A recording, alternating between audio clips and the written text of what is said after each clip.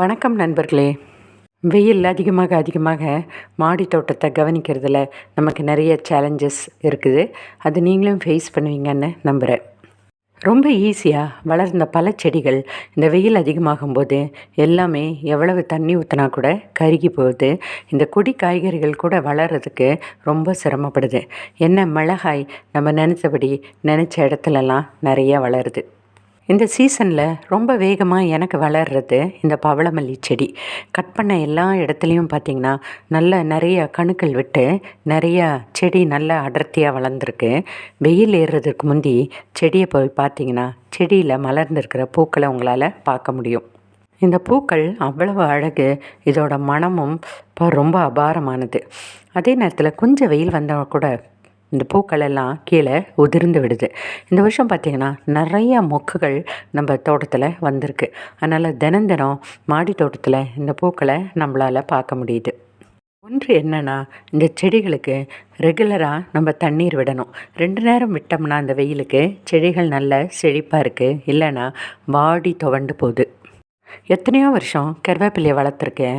ஆனால் இந்த வருஷம்தான் ஒரு கருவேப்பிலை செடியில் எனக்கு நிறையா பூக்கள் வந்திருக்கு. இது வரைக்கும் எனக்கு பூக்கள் வந்ததே கிடையாது.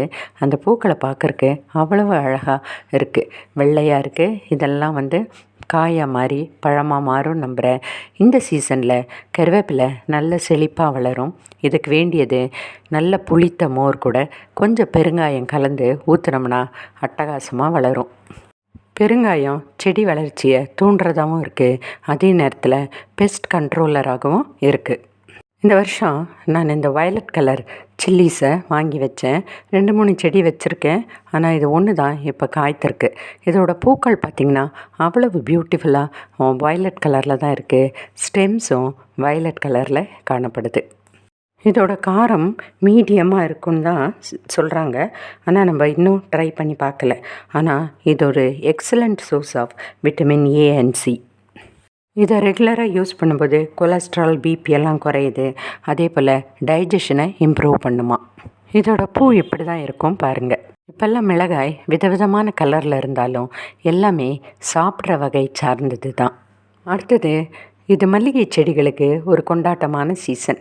என்னோடய மல்லிகை செடி இப்போ தான் பூக்க ஆரம்பிச்சிருக்கு. ஒரு சில செடிகள் தரையில் இருக்கிறது நிறைய பூக்களோடு இருக்குது.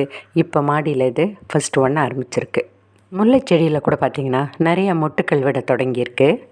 ஜாதி மல்லி சீசன் இல்லைன்னா கூட கட் பண்ணி விட்டதுலேருந்து புது தளிர்கள் 1-2 பூக்கள் வருது. இப்போ இந்த பூச்செடிகளுக்கெல்லாம் நம்ம கிச்சன் வேஸ்ட்டை திரவ உரமாக கொடுப்பது ரொம்ப சிறந்தது. இந்த பொன்னாங்கண்ணி கீரை இப்போ நல்லா பறந்து வந்திருக்கு. வெயிலில் சீக்கிரமாக வாடிடுது. அதனால் அதை நிழலில் தான் எடுத்து வச்சுருக்கேன். நாள் முழுவதுமே இது நல்லா ஃப்ரெஷ்ஷாக இருக்குது. சக்கரவள்ளி கிழங்க கூட பார்த்திங்கன்னா இலைகள் நல்லா படர்ந்து அழகாக வந்துட்டுக்குது. வெயில் அதிகமாக நிற்கிற நேரத்தில் பால்கனியில் இருக்கிற செடிகள் தான் நம்மளோட வரப்பிரசாதம். பால்கனியில் செடிகள் வைக்கும்போது நமக்கு வெயிலும் கிடைக்கிது, அதே நேரத்தில் நிழலும் கிடைக்கிது.